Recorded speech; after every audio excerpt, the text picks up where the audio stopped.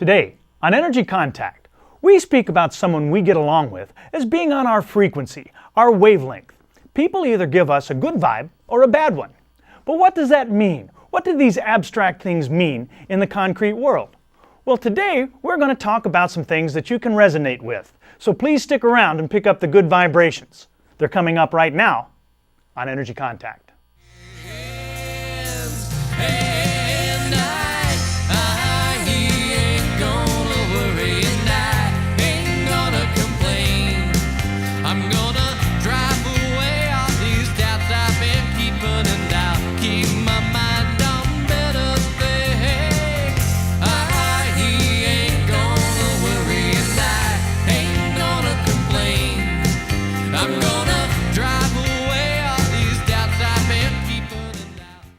Hello, and welcome to Energy Contact. My name is Joseph Willenbrink. Thank you for joining me today, and thank you to the production staff here in the studio for helping me get my message out to you.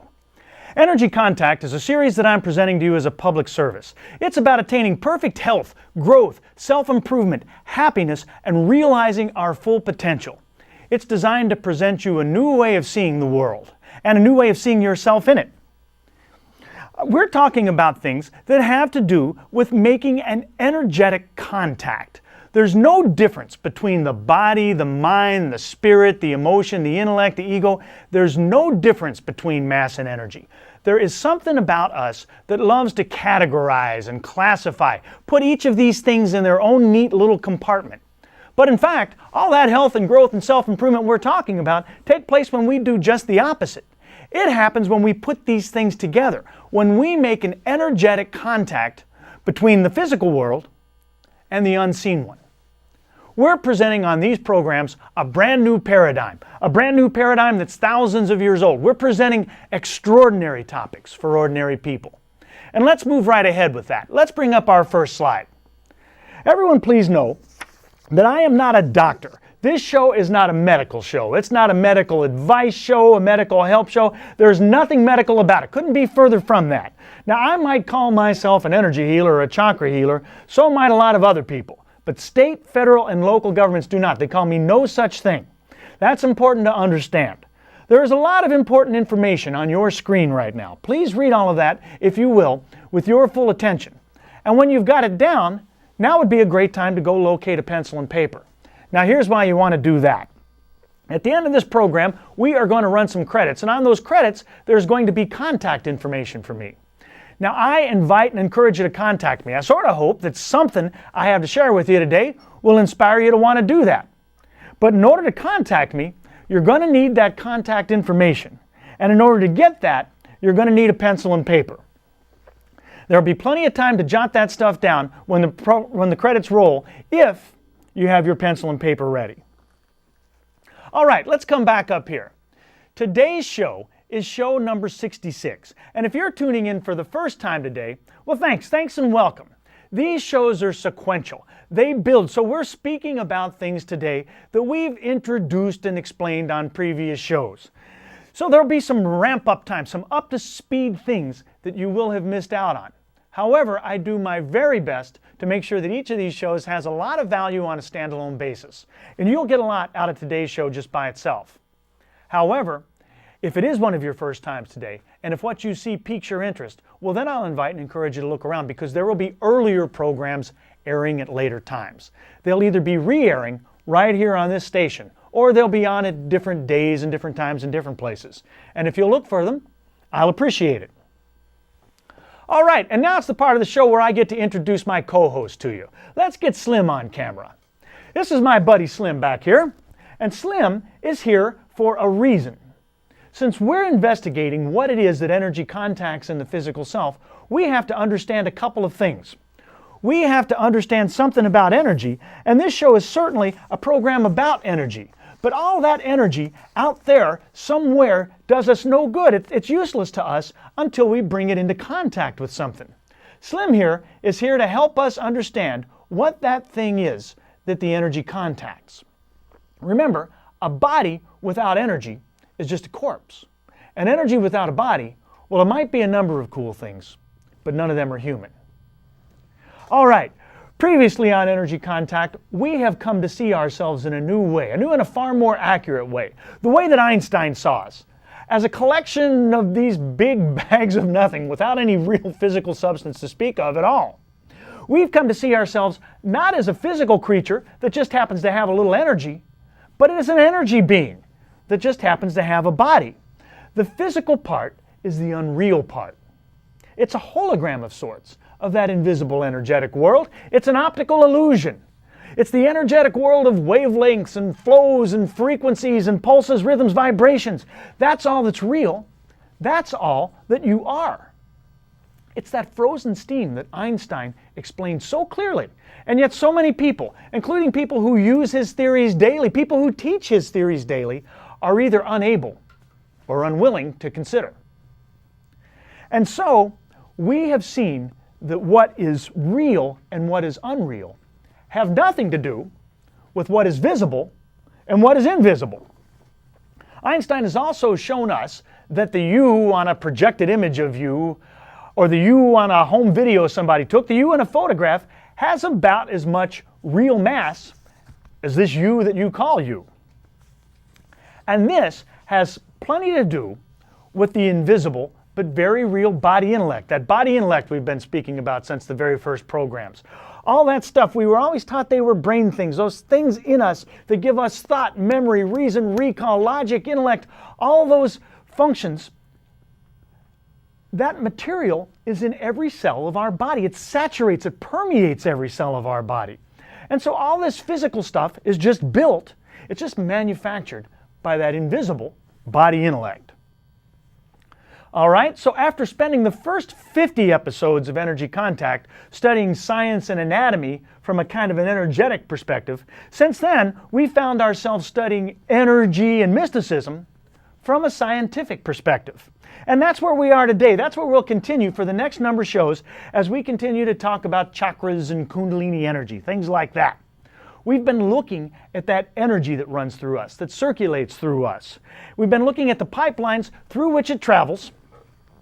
And we've been looking at those things along that pipeline that either promote those flows or crimp them off.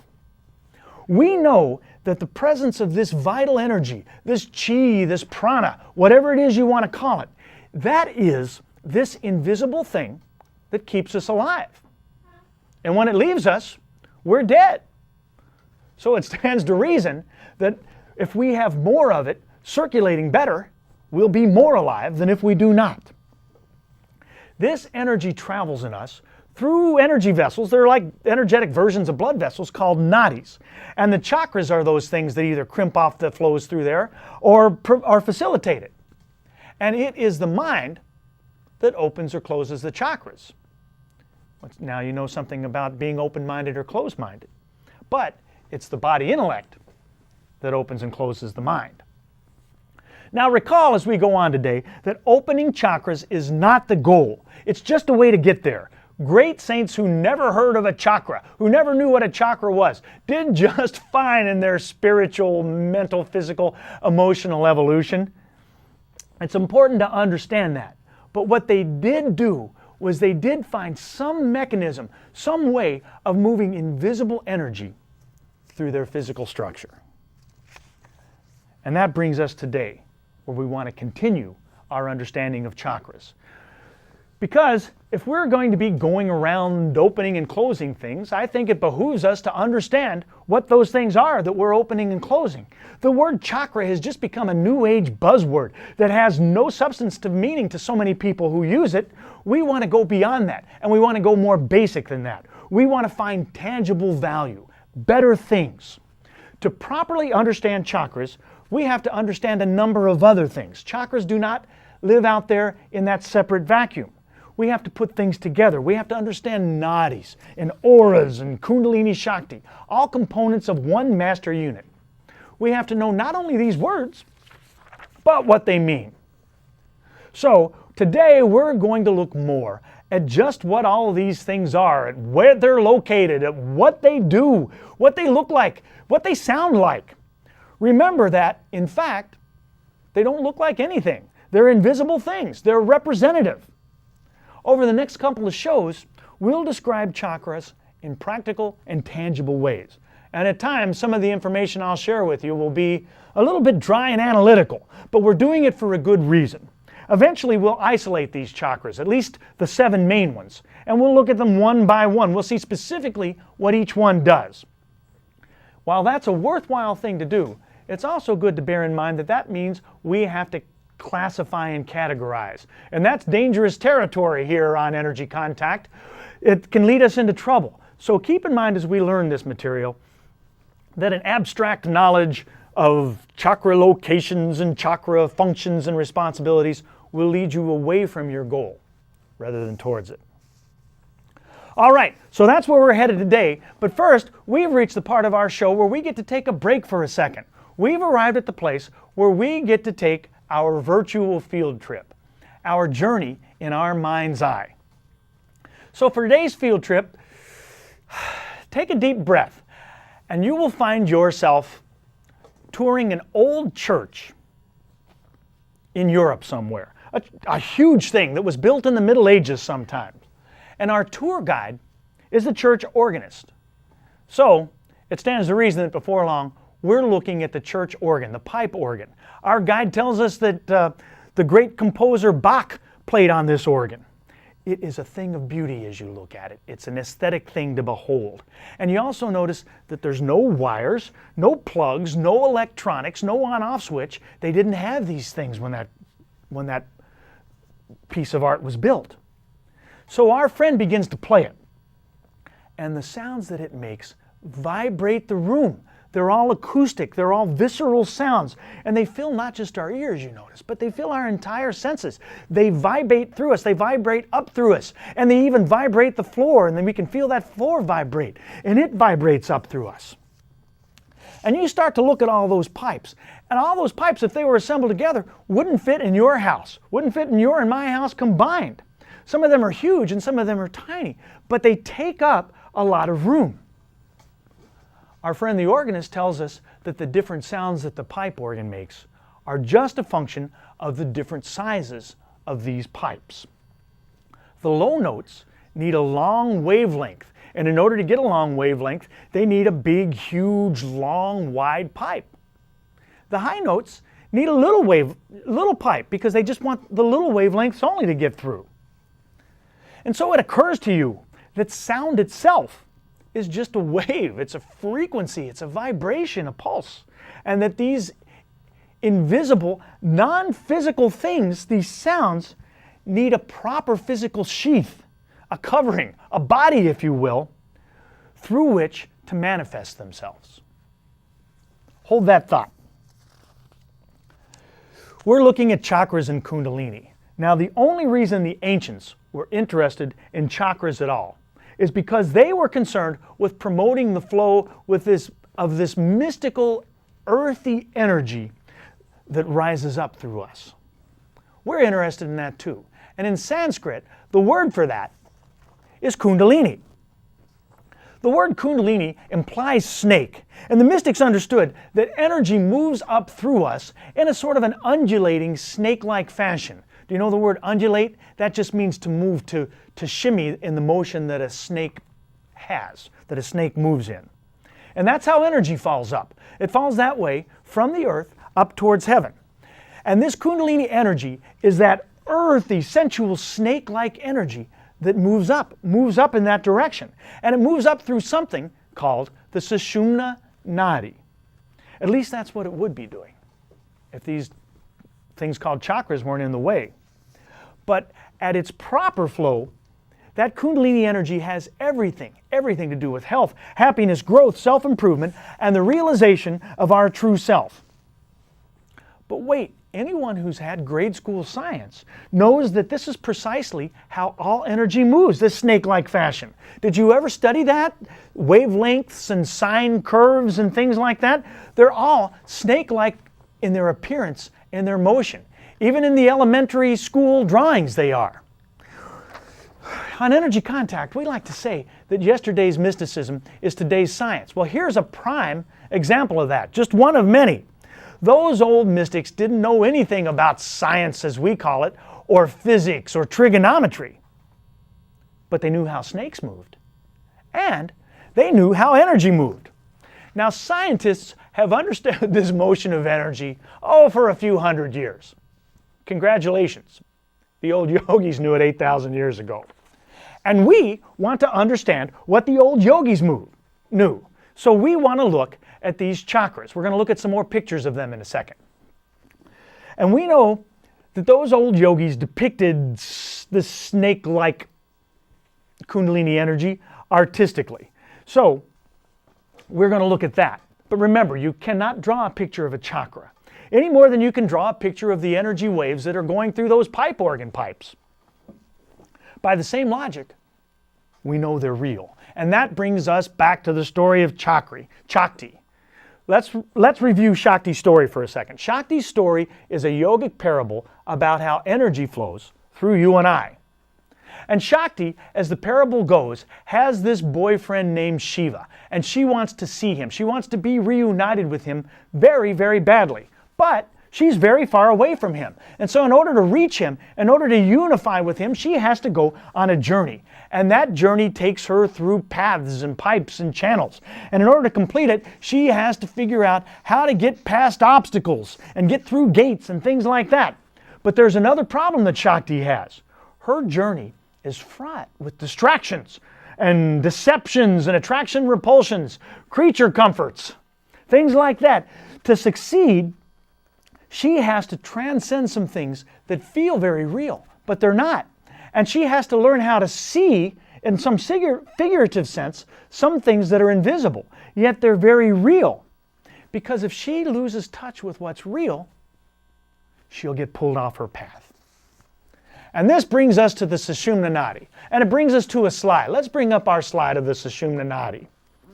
The Sushumna Nadi is a pipe. It's that skinny pipe. See the thing on the right of your screen with all the circles and colors on it? The Sushumna Nadi is that skinny little white path right through the middle. That is the pipe through which Kundalini must travel, and upon which is located 6 of the 7 main chakras. The 7th one is right above it.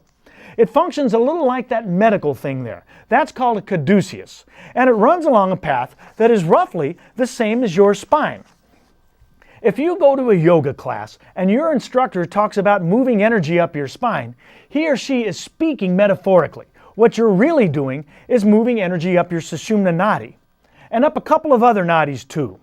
See those snakes on that caduceus there? They represent 2 other main nadis. The Sushumna is that pole right straight down the middle, really on either side of your screen. And the Sushumna are those 2 snakes, the Ida and the Pingala are those 2 snakes. You can see them on the Sushumna side too. They're those little red and blue pipes that go between those discs there. Those discs, by the way, and those circles on that caduceus, those are the chakras. All right, let's come back up here.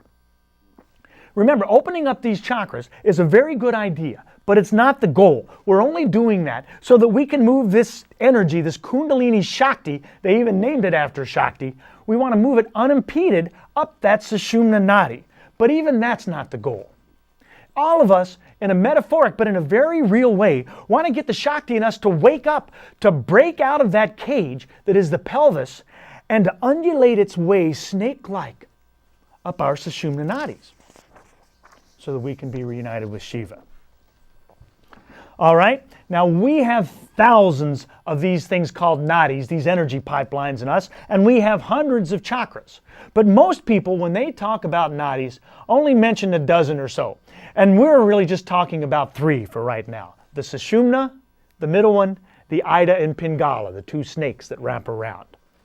And most people, when they speak of chakras, they're only speaking of the main 7. And for now, that's what we're doing too. Let's bring up a picture and we'll take a look at them real quick. On this slide here, you can see how a few different artists over the centuries have depicted chakras. Lots of artists have depicted them in lots of ways. But you can notice some similarities here. On the 2 middle ones, you can see Sushumna Nadis and you can see the Ida and the Pingala if you look very closely. Notice the colors and the shapes of these things. All right, and now let's just take a second and reset. Let's come back up here. We want to understand chakras, but remember, understanding chakras is not the goal.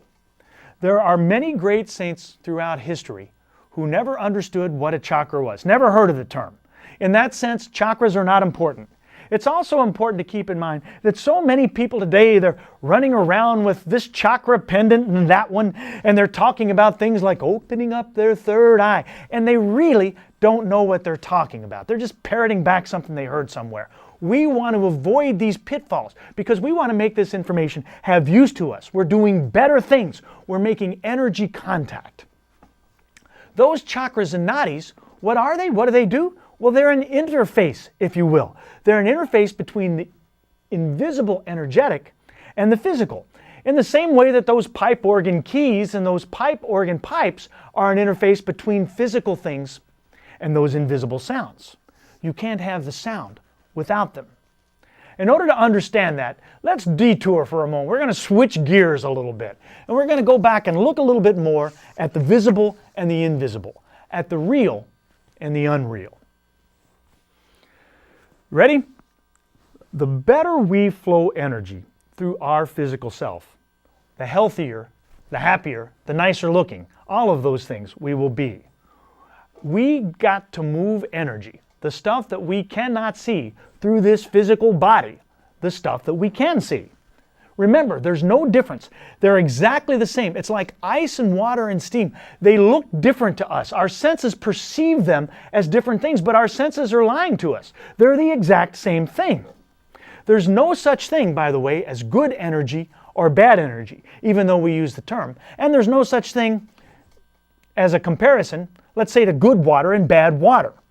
The water, the same water that gives life to a person dying of thirst in the desert, is exactly the same water that gives death to a person drowning in the lake. The electricity that keeps your house warm and light and comfortable is the same electricity that'll burn you to death in a second.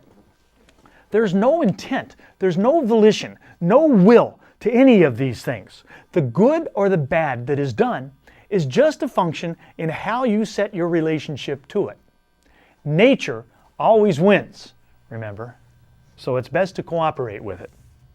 Electricity and all other forms of energy for that matter, they're all exactly the same. The exact same energy that keeps Mars from bumping into Jupiter is the same energy that runs your automobile or your toaster oven or you. So, even though the body is the same as the mind and the emotions and the spirit, there is a phase change that can occur sometimes. In other words, even though the ice is exactly the same as the water, exactly the same as the steam, for it to resemble each other in its different phases, it has to undergo what appears to be a change. But the change isn't real. The appearance isn't real. Can you see that? It's an optical illusion. It's not changing what it is, because it can just as easily change back.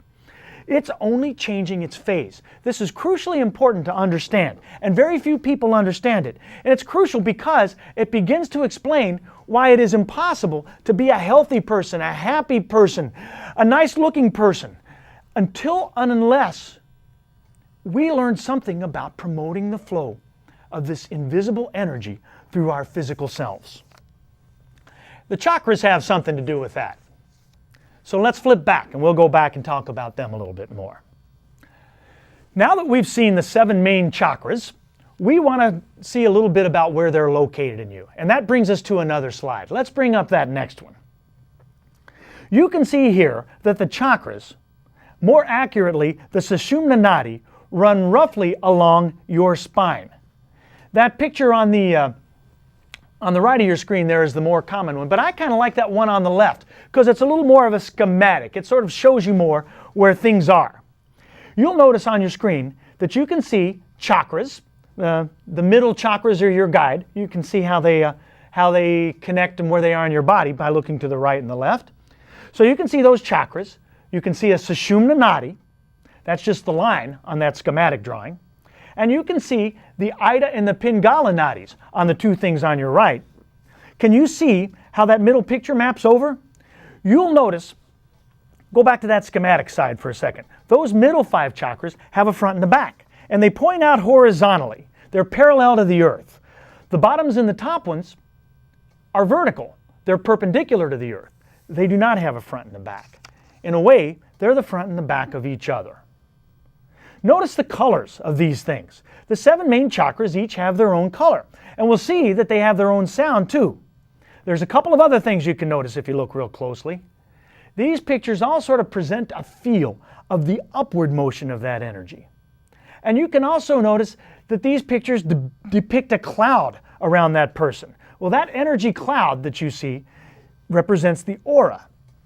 Now you can think of chakras as the skeleton of the aura, the same way that my friend Slim is the skeleton of me. That's a loaded statement, and it's one that needs explaining. But we'll get to it next show. All right, let's move forward and we'll see something else. Here are some more representations of people and their chakras coming up, some meditating people. You can see the Sushumna and the Ida and the Pingala represented on a couple of those drawings too. And you can also see, especially in that middle one, something about the aura. Let's move forward again. Those of you who ever had physics or who have ever heard about this fictitious fellow named Roy G. Biv will notice something else. The colors of the chakras correspond to the colors of the rainbow, or more scientifically, the colors of the visible light spectrum. Moving up, you see red, orange, yellow, green, blue, indigo, and violet. Now red has the longest wavelength, so it's more like those big bassy pipes in that pipe organ. Violet has the shortest wavelength. We'll see what all that means in a future show. You can also, by the way, see the auras on these guys. They all have an energy field around them. And you know what? So do you and I. All right, let's come back here. And let's go back to the colors and the sounds of the chakras. These things are important. They're not arbitrary. They're there for a reason. And to explain them, let's leave mysticism and go back to science. We know that every bit of mass is a wave, a frequency, a vibration. Einstein told us that. You know what else he told us? Every sound is a wave. It's a frequency and a vibration. And the different tones that you perceive are just different lengths of the wave. And every color? Well, it's a wave. It's a frequency. It's a vibration. What we see as different colors are just a function of the wavelength that resonates and reflects from things. Energy? It's a wave. It's just a frequency and a vibration. And you and I, you guessed it, we're a wave. We're a frequency and a vibration. And anything else we are doesn't have any value when that wave and frequency and vibration lead us. The old mystics spoke about the phenomenal world. Einstein did too. He called it the relative world. That's what we're looking at. We're looking at the unreal physical things and the real things behind them. And we'll get to it more next show. Until then, thanks for joining me. I wish you peace and positive energy and a healthy life in Energy Contact.